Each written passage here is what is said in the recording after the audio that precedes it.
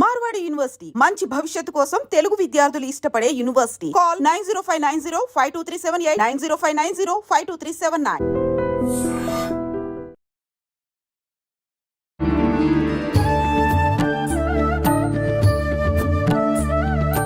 నమస్కారం, welcome to I dream.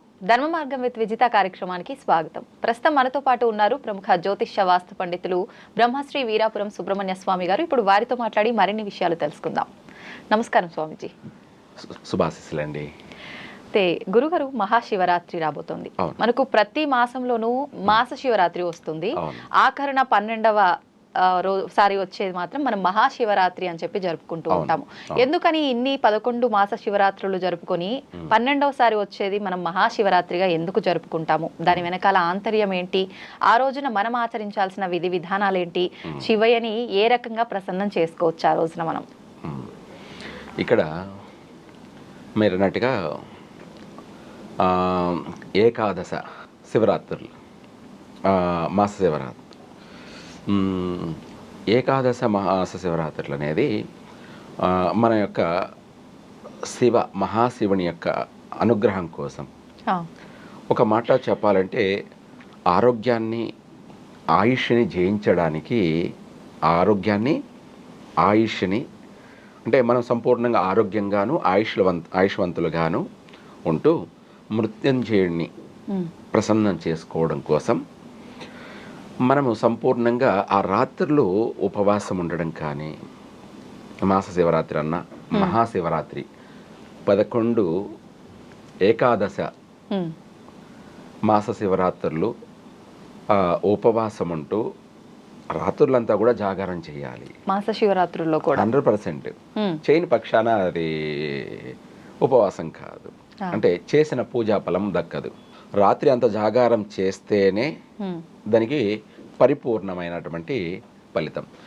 అంటే మీరు ఎవరైనా సరే హోమం చేస్తారు, హోమం చేసిన తర్వాత పూర్తి అయింది, నేను చేసిన పూజకి సంపూర్ణమైనటువంటి ఫలితం కలగాలి అంటే ఏం చేయాలంటే అన్ని ద్రవ్యాలు కలిపి మూటగట్టి ఎరుపు వస్త్రంలో శుభప్రదంగా పూర్ణాహుతి అని లాస్ట్లో మన కోరికలు, మన యొక్క కర్మలు అన్నిటినీ కూడా మూటగట్టి హోమంలో వదిలేస్తాం, హోమానికి అర్పణమిస్తాం.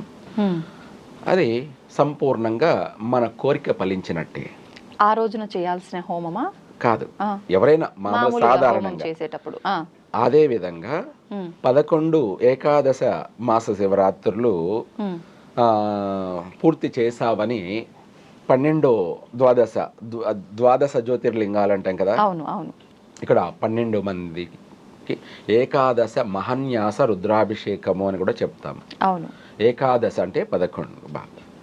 అందులో ఏకాదశ మహన్యాస రుద్రాభిషేకం ఎలాగో అంతకంటే ఇంకా ఎక్కువ ఫలితాన్ని ఇచ్చేదే ఈ 11 మాస శివరాత్రులు నిద్ర మేలుకొని శివ తపస్సు, శివ ధ్యానము, శివ సాంగత్యము, అంటే శివుని ధ్యానిస్తూ జపిస్తూ ఓం నమ శివాయ అని మనసులో కానీ, లేదంటే ఒక మాల తీసుకొని రుద్రాక్ష మాల కానీ, లేదంటే స్ఫటిక మాల కానీ, ఇతరత్ర ఇంకా వేరే మాల ఏదైనా సరే కూడా మాల అంటూ తీసుకొని ఆ మాలని మనం పంచాక్షరి మంత్రాన్ని జపిస్తూ శివ ధ్యానంలో ఆ రాత్రి అంతా కూడా గడపాలి.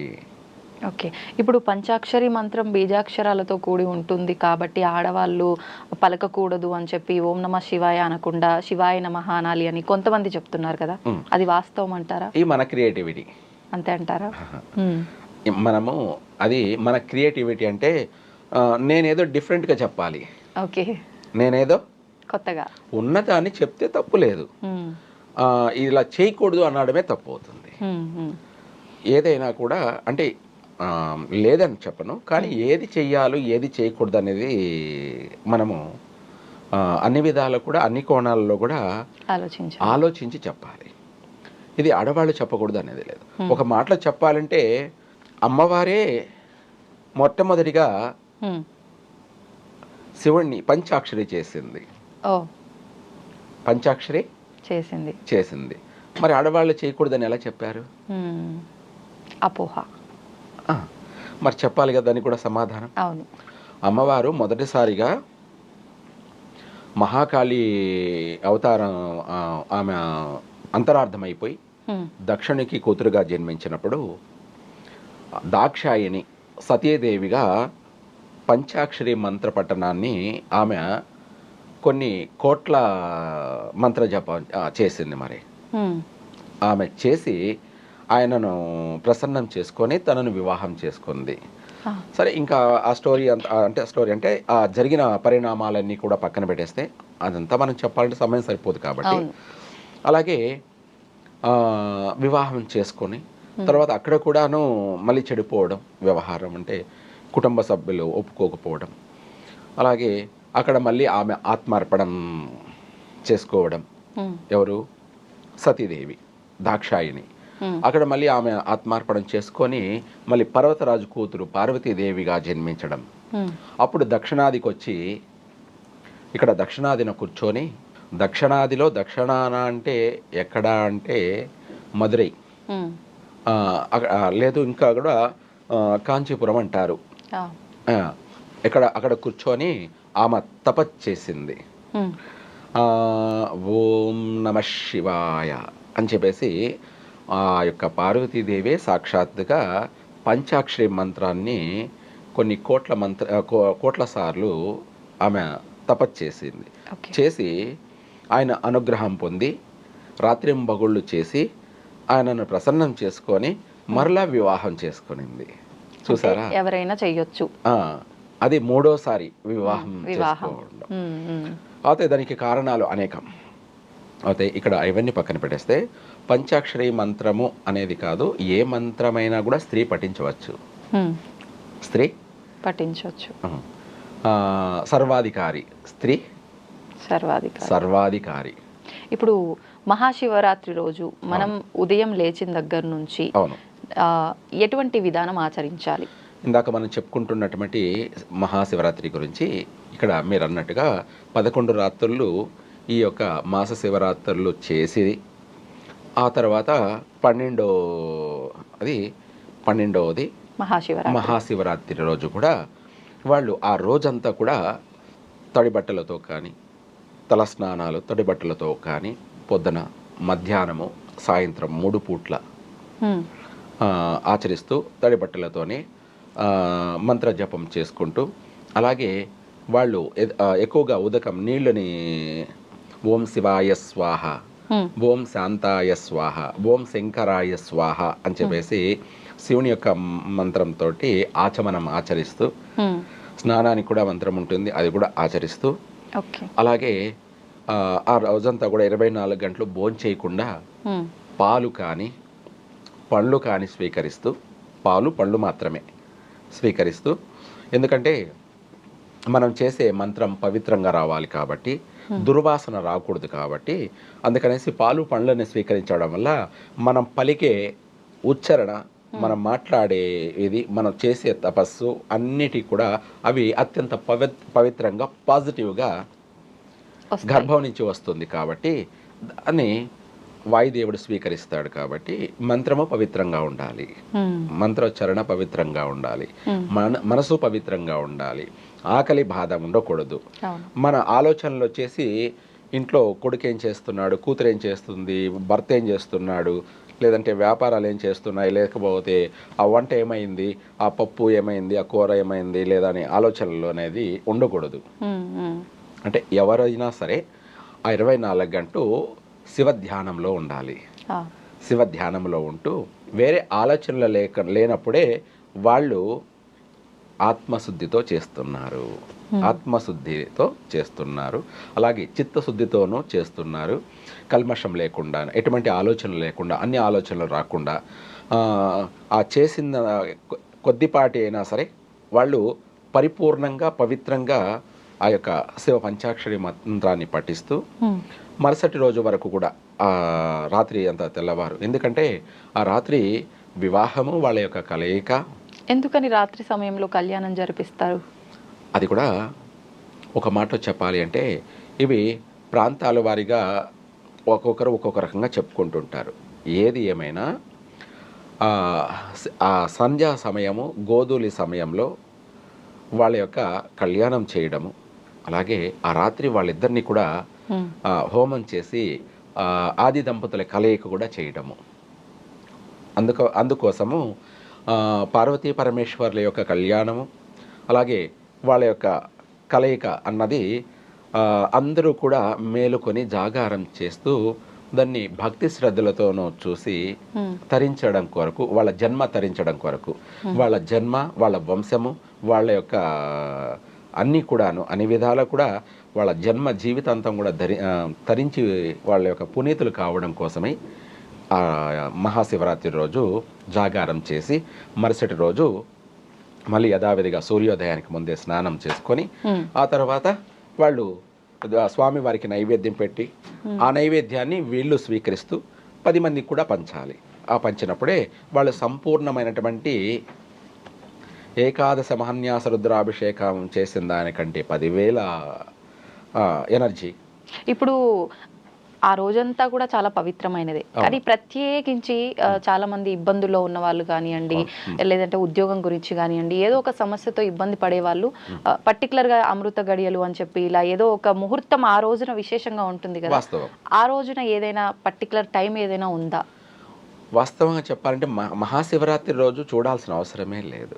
ప్రతి సెకండ్ కూడా పవిత్రమైనదే, అద్భుతమైనది. అంటే ప్రతిరోజు అంటే మిగతా రోజులు చూసుకోవాలి.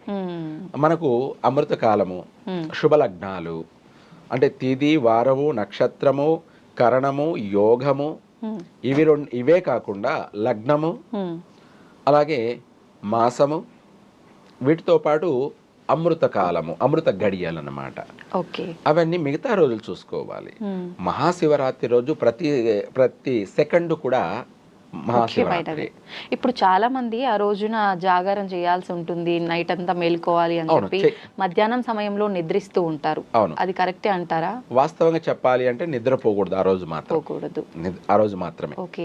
మళ్ళీ ఆ జాగరణ చేసేటప్పుడు కూడా 12 అయిపోయింది అని అంటే ఇంకా పడుకోవచ్చు, రోజు మారిపోయింది అని చెప్పి చాలా మంది నిద్రిస్తూ ఉంటారు. అలా చేయకూడదు. మీరు అన్నది 100% కరెక్ట్ అన్నమాట. ఇది రాత్రి 12 అవగానే శివరాత్రి అయిపోయింది అని చెప్పేసి అనుకుంటుంటారు. ఎక్కడా లేని నిద్ర ఆ రోజే వస్తుంది మళ్ళీ. అవును, ఎందుకంటే వాళ్ళు శ్రమపడి ఉంటారు కాబట్టి అందుకు వస్తుంది. అది పరీక్ష అనుకోండి, పరీక్షే, ప్రతి ఒక్కరికి పరీక్షే. పూజారికైనా పరీక్షే, కామన్ మ్యాన్ కైనా పరీక్షే. ప్రతి ఒక్కరికి జీవిత పరీక్ష. ఆ జీవిత పరీక్ష అనేది శివుడు అనువనువున వాళ్ళని పరీక్షిస్తున్నాడు అని అర్థం. ఇప్పుడు ఉపవాసం చేస్తుంటాం కదా, ఆ రోజు ఉపవాసం చాలా మంది పొద్దంతా అసలు ఏమి కటిక ఉపవాసం ఉండి వాటర్ కూడా తాగకుండా ఈవినింగ్ ఆలయంకి వెళ్ళొచ్చిన తర్వాత అప్పుడు ఆ పాలు పండ్లు తీసుకుంటూ ఉంటారు. అలానే చెయ్యొచ్చా, లేదంటే డే టైంలో కూడా మనం తీసుకోవాలనిపిస్తే తీసుకోవచ్చు అంటారా? వాళ్ళు అపవిత్రులు, గుడి దర్శనానికి వెళ్ళడానికి కూడా పనికిరారు అలా తినకుండా ఉంటేనా? ఎందుకని అలా? అవును, వాళ్ళు పాలు పండ్లు నీళ్లు కటిక ఉపవాసం అన్నారు కదా. అవును. నీళ్లు తీసుకోకపోతే మన శరీరంలో నుంచి వచ్చేది దుర్వాసన. మన శరీరంలోంచి వచ్చేది దుర్వాసన. ఓకే. మన గర్భంలోంచి వచ్చేది మరీ అత్యంత అపవిత్రమైన దుర్వాసన. ఇంకా కూడా చెప్పాలి అంటే పాలను ఎందుకు తీసుకోవాలి, పళ్ళను ఎందుకు తీసుకోవాలంటే గర్భం అంతా కూడా శుభ్రం అవుతుంది. మన నోటి నుంచి వచ్చే గాలి కానీ, మన నోటి నుంచి వచ్చే ఆవిలింపు కానీ, మన నోటి నుంచి వచ్చే తేపు కానీ, లేదా ఏదైనా సరే మనం తాగిన పాల వాసనే వస్తుంది, మనం తిన్న పళ్ళ వాసనే రిటర్న్ వస్తుంది. ఇప్పుడు ఉపవాసంలో ఉన్నప్పుడు చాలా మంది ఆలయ దర్శనానికి వెళ్ళినప్పుడు అక్కడ ఇచ్చే తీర్థము ప్రసాదం కూడా తీసుకోరు. చెప్తాను, తీసుకోవచ్చు అంటారా? చెప్తాను. అది కూడాను ఇక్కడ మనము మీరు అడిగిన దానికి సమాధానం పూర్తిగా చెప్పాలి కాబట్టి అవి తీసుకోకుండా మనం వెళ్ళి దర్శనానికి వెళ్తున్నాము. అక్కడ ఏమనుకుంటున్నామంటే ఓం నమః శివాయ, ఓం నమః శివాయ అనుకుంటున్నాం. మన నోటి నుంచి వస్తున్నది మంత్ర జపం. ఆ మంత్ర జపం ఏంటంటే పనికి రానిది అవుతుంది. ఎందుకంటే వాసనతో వస్తుంది కాబట్టి దాన్ని ఎవరు కూడా స్వీకరించరు. ఎవరు అంటే భగవంతుడు కాదు కదా, వాయుదేవుడు కాదు కదా, ఎవరు కూడా స్వీకరించరు. ఇప్పుడు మనమే ఉన్నాం, పక్కన మనిషి నుంచి వాసన వస్తే మనము ఒప్పుకోం. అట్లాంటిది భగవంతుడు ఎలా స్వీకరిస్తాడు? అందుకనేసి మనము నీళ్లు కానీ లేదా పాలు కానీ లేదంటే పండు కానీ మనం స్వీకరించడం వల్ల మనము ఆ మంత్రాన్ని పఠించడం వల్ల ఆ మంత్రం కూడా పవిత్రంగా వస్తుంది, శుభ్రంగా వస్తుంది, స్వచ్ఛంగా వస్తుంది. అభిషేకం చేసినంత పూజా ఫలం మనం చేసిన మంత్ర జపానికి శివునికి ఎలా అభిషేకం చేస్తామో ఆ మంత్రం కూడా అభిషేకంతోనే జరుగుతుంది, అభిషేకంతోనే వస్తుంది. అంటే స్వచ్ఛమైనటువంటి పవిత్రమైనటువంటి మంత్రము అని అర్థం. రెండు విధాల మనం ఉచ్చరించే మంత్రము పవిత్రంగా వస్తుంది. మన శరీరం వచ్చేసి బాధకు గురి కాదు, అంటే ఆకలి దప్పుల బాధలకి గురి కాదు. నిర్మలంగా ఉండొచ్చు, ప్రశాంతంగా ఉండొచ్చు, మనశ్శాంతిగా ఉండొచ్చు, ఓపికగా మనం 24 గంటలు పూర్తి చేయడానికి కూడా సహకరిస్తుంది. ఇప్పుడు మరుసటి రోజు ఉపవాసం ఎప్పుడు విరమించాలి, మళ్ళీ జాగరణ అనేది ఎప్పుడు విరమించాలి? సూర్యోదయం నేను ఇందాక మీరు అన్నారు కదా, రాత్రి 12 అవుతానే మరుస రోజు అని చెప్పేసి, అంటే శివరాత్రి అయిపోయింది 12కి మరుస రోజు కదా అని చెప్పేసి మీరు అన్నట్టుగా ఎప్పుడు వస్తుంది 12 ఎప్పుడవుతుంది అని చెప్పి ఎదురు చూసే వాళ్ళు ఎక్కువైపోయారు. ఎందుకంటే పగలంతా ఉన్నారు, ఆ రాత్రి 12 కాగానే ఉపవాసం చెల్లించేద్దామనేసి అనుకుంటుంటారు. అలాంటి వాళ్ళందరికీ కూడా రాత్రి 12 కాదు, సూర్యోదయం అయితేనే శివరాత్రి అయిపోయినట్టు. ఎందుకు అంటే ఆ రోజు మనం ఇందాక చెప్పుకున్నట్టుగా శివరాత్రి త్రయోదశి బుధవారం మహాశివరాత్రి. ఆ రోజంతా కూడా ఉండి మరుస రోజు సూర్యోదయానికి మనం ఉపవాసం చెల్లిస్తే అప్పుడు సంపూర్ణంగా ఆ 24 గంటలు ఒక రోజంతా కూడా సూర్యోదయం నుంచి సూర్యోదయం వరకు మనం చేసినట్టయితే ఆ ఉపవాసం ఫలిస్తుంది, చెందుతుంది. అలా కాకుండా రాత్రి 12కే చెల్లించేసామనుకోండి, అది ఉపవాసం చెల్లించినట్టు కాదు. మధ్యలోనే వాళ్ళు చేసినటువంటి ఉపవాసానికి భంగం కలిగినట్టు, ఆటంకం కలిగినట్టు. ఆ ఉపవాసం అనేది కూడా ఏమిటి అంటే, మనము పండు తీసుకొని లేదు పాలు తీసుకొని ఉపవాసం చెల్లించేసామంటే కాదు, ఉపవాసం ఇంకా చెల్లించినట్టే. మనం ఏదైనా సరే భోజనాది తాంబూలాదులను స్వీకరించినప్పుడే, మనము భోంచేసినప్పుడే అది ఉపవాసం చెల్లించినట్టు. కానీ చాలా మంది ఖర్జూరం తింటే ఉపవాస విరమణ అయినట్టు అని శివరాత్రి రోజు ఈవినింగ్ ఆలయంకి వెళ్ళొచ్చిన తర్వాత ఖర్జూరం తింటూ ఉంటారు. అవును, అది నిజమే. వాస్తవంగా ఫలానికి ఏది వర్తించదు. సరే, ఫలం కూడా మనము భోజనానికి తాంబూలానికి ఫలానికి వ్యత్యాసాలు ఉంటాయి. ఫలం వచ్చేసి భోజనం కాదు, ఫలం వచ్చి భోజనం కాదు. సరే, అది కూడా మనం అనుమానం ఎందుకు, ఫలమే భోజనం అనుకుందాం అనుకోండి. నేను చెప్పడం లేదు, నాకు అది వర్తించదు, కానీ చూసే వాళ్ళకి అది కూడా భోజనమే అనుకుందాం అనుకోండి. ఫలాన్ని మనము స్వీకరించినప్పుడు ఉపవాసం చెల్లించినట్టు అని అనుకుంటారు కదా, అది 100% ఉపవాసం చెల్లించినట్టు కాదనమాట. సరే, మనం ఉండలేక దాన్ని మనము ఉపవాసం అనుకొని చెల్లించినా ఏదనుకున్నా అది సూర్యోదయం అయిన తర్వాత భోంచేస్తారు కదా, అది మాత్రమే ఉపవాసం చెల్లించినట్టు. మనం ఆ రాత్రి 12కి ఫలం తిన్నాము ఉపవాసం అయిపోయింది అని వాళ్ళు అనుకుంటారు, కానీ అది కాదు. అయితే ఇప్పుడు శివుడు అభిషేక ప్రియుడు అంటారు కదా, మరి ఆ రోజున ఎటువంటి అంటే ఇబ్బందులతో ఉన్న వాళ్ళు ఖచ్చితంగా ఇబ్బంది తీరటం కోసం ఈ రకమైన పూజ చేసుకోవాలి అనే ఆలోచన ఉంటుంది. ఇప్పుడు ఉద్యోగం కోసం అయితే ఏ రకమైన ద్రవ్యంతో అభిషేకం చేయాలి, ఆర్థిక ఇబ్బందులు అయితే ఏ రకమైన ద్రవ్యాలతో అభిషేకం, అలాంటిది ఏమైనా ఉంటుందంటారా? వాస్తవంగా మీరు అన్నట్టుగా అభిషేక ప్రియుడు శివునికి అభిషేకం చెయ్యాలి అంటే, ఆ రోజున మనం పెరుగు అన్నము రెండూ కలిపి అభిషేకం చేసినట్టయితే మళ్ళీ వచ్చే శివరాత్రి వరకు కూడా వాళ్ళు ఆరోగ్యంగాను, సంతోషంగాను, మనసు ప్రశాంతంగాను, ఈ పెరుగు అన్నం అనేది మనశ్శాంతి కొరకు. అంటే ప్రతి ఒక్కరు కూడా మనశ్శాంతిగా ఉండాలి అంటే ఏం జరగాలి, వాళ్ళు అనుకున్నదల్లా జరిగినప్పుడే వాళ్ళు మనశ్శాంతిగా ఉంటారు.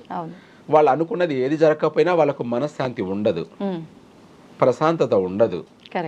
అందుకనేసి వాళ్ళు ఆ సంవత్సరం అంతా కూడా మనశ్శాంతిగాను, ప్రశాంతంగాను, సంతోషంగాను వాళ్ళు ఉండాలి అంటే ఆ రోజున పెరుగు అన్నంతో అభిషేకం చేస్తే వాళ్ళు మళ్ళీ వచ్చే శివరాత్రి వరకు కూడా అంతవరకు కూడా మనశ్శాంతిగా, ప్రశాంతంగా, ఆనందంగా, వాళ్ళ యొక్క ఆరోగ్యంగాను ఆయుష్వంతులుగాను వాళ్ళు చక్కగా జీవిస్తారు. ఓకే.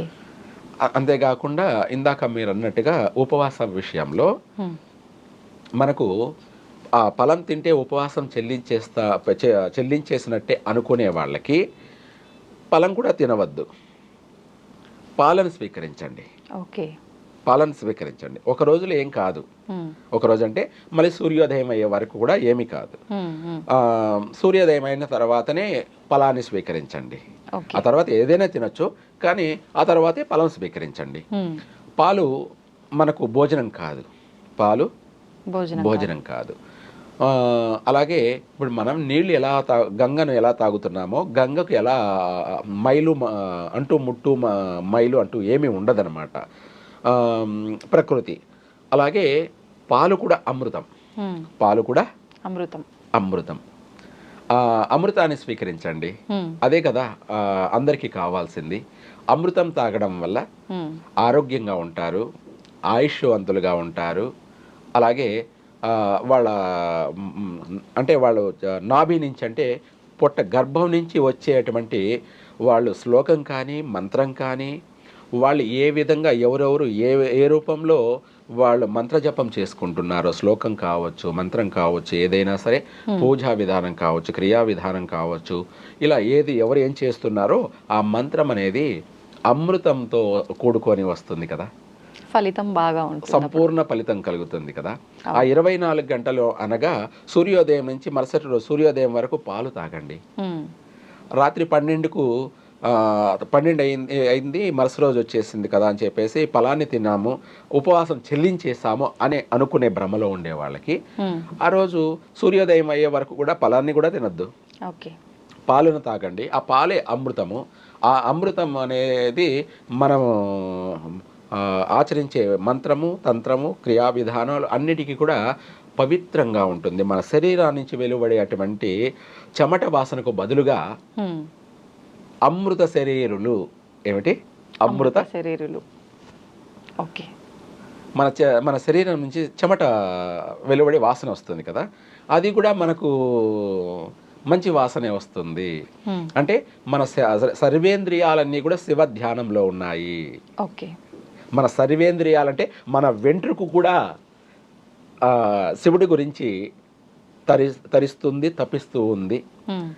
పవిత్రంగా ఉపవాసం ఉండడం, జపించడం, తపించడం, అలాగే శివానుగ్రహం పొందడం జరుగుతుంది కదా. అలా చేయండి.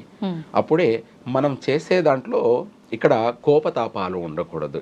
ఎవరిపైన కోపము, ఆవేశము, ఈర్ష్య, అసూయ, ద్వేషము ఇవి ఏవి కూడా లేనప్పుడే పూజ మనం చేసిన పూజకు ఫలితం కలుగుతుంది.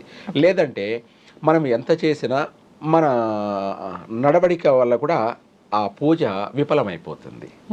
విఫలం అయిపోతుంది.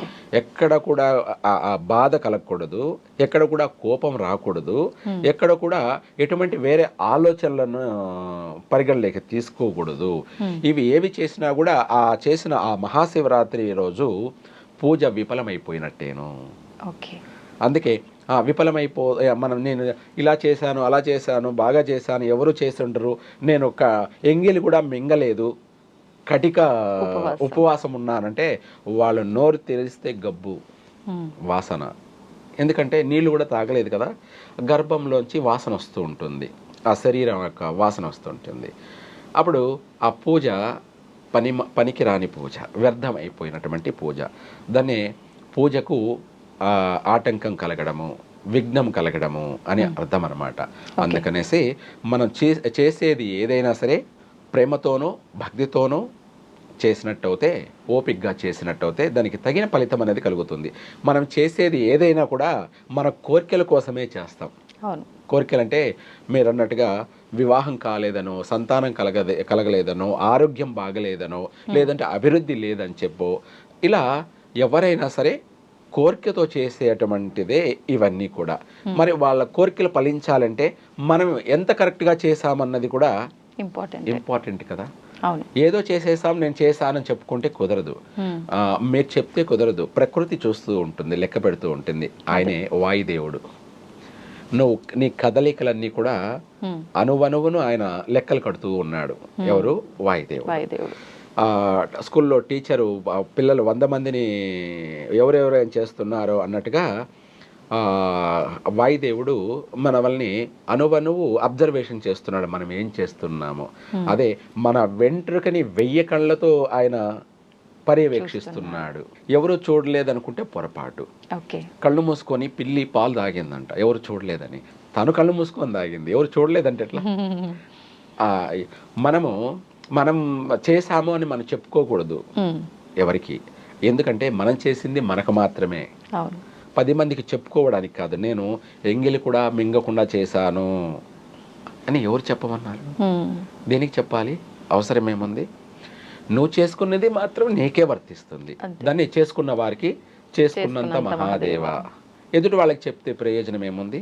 అది నువ్వు కరెక్ట్గా చేసావా లేదా అన్నది, నువ్వు చేసింది మంచిగా చేసింటే మంచి ఫలితం వస్తుంది. నువ్వు చేసింది కరెక్ట్ లేకపోతే నెగిటివ్ ఫలితం కూడా వస్తుంది. అంతే కదా?